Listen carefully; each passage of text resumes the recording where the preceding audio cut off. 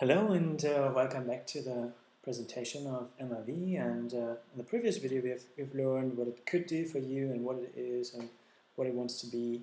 One day you can see in the roadmap, by the way, so there is a plan to follow. But the intention of this video is to show you show you a little more about the structure, about the tools, and make you a bit familiar with the general thinking and workflow behind MRV. Right, so first the structure. Let's have a look. Basically, it's all in one. The MRV top-level folder is also a Python package, a fully usable Python package. Within that, you also have a few other folders that are not necessarily part of Python or usable by Python. For example, coverage, that's part of the coverage testing, just an intermediate folder that you're not even versioning in Git. There's a bin folder which contains scripts which are executable. So these are Python scripts. Nonetheless, it's not a package here. So you see there is no init file. So as you see, it's kind of mixed, because I'm filtering the files, what I really need when I distribute everything, and keeping it all together makes it quite easy to install. There are different ways or approaches to this, but I actually like this one. At least it works for me. The test folder, the test directory, is a package which contains plenty of unit tests. So as you can see here, it actually follows the main directory structure.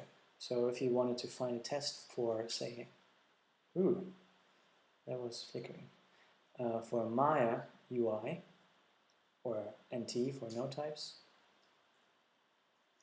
okay, go back, okay, then you would find the test for this in MRV test Maya, and then node types, NT. So here we have the same modules as you see on the right side, but they're prefixed with test. So this is how node test works easiest with. It just wants to have a module which is prefixed with test. And then it will automatically pick them up. Within these modules you have test code for everything in the respective module with the implementation. So as you can see here, we have 2.1 kilobytes of code of implementation, and on the other side we have 2.1 kilobyte of test code. So it's quite a good ratio in this case. In other cases not that good, but usually tests are more concise, much less documentation. So usually, especially here in the core of MRV, the test coverage is extremely high, which is one important thing.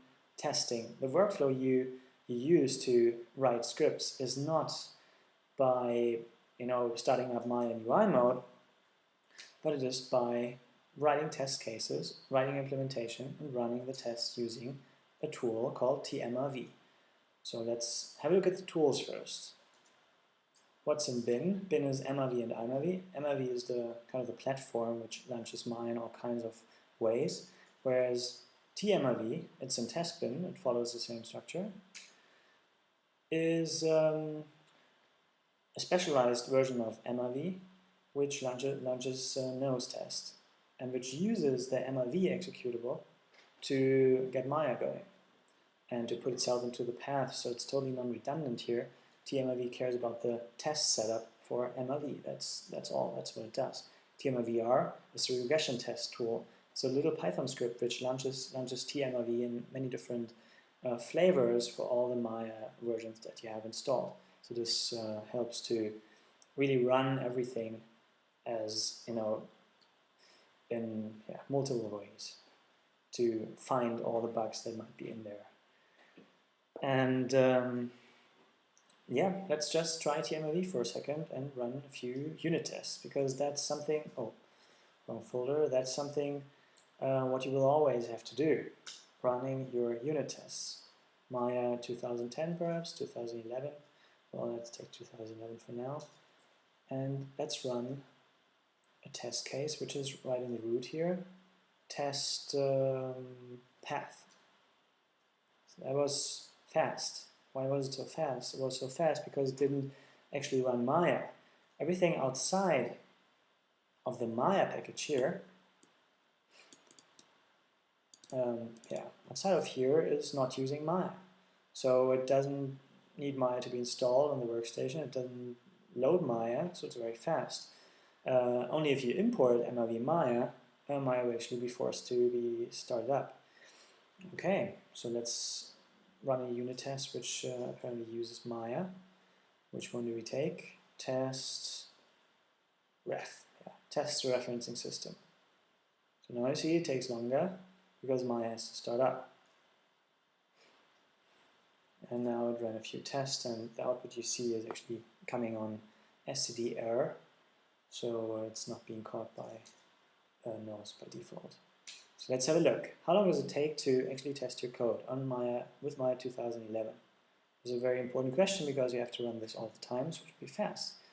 So that's not good. That's 8 seconds, nearly 8 seconds to run your test. I don't like that. That's too long. So I don't actually like, on Linux at least, Maya 2011 for testing. So 2010 actually will do much better, I believe. At least the second time it's being run. So user time 5.1 seconds. Let's do it once more, just to be using all the caching. Okay, 5 seconds. That's much better. So 2011 is pretty slow on that part. But here we see 2010 has this weird bug where it does all that printing. I don't like that either. So let's try, well, actually 2008 and 8.5 are my favorites for testing because they're really fast and, well, can do a lot for you. So 5 seconds and 8.5 should be at about, well, 4, I guess. Well, it depends. The test itself takes a little while to run as well, so that has to be taken into consideration. But usually, if you don't do anything, and Maya comes up in about 3 seconds, then you are you're fine. That's usually how long it takes. So Maya 2010 was the fastest one. Test ref, probably with that version. Well, you don't need a license for this because you don't start it in UI mode. Only for UI mode you need a license to be installed, which is quite practical if you want to have many different versions around. Question: how do you create graphical user interfaces with MRV? Of course, you can do that. There's a rep for this, and it's also documented. But just to have shown it quickly, so I have a license installed for my 2011, which is my very own version that I'm very proud of.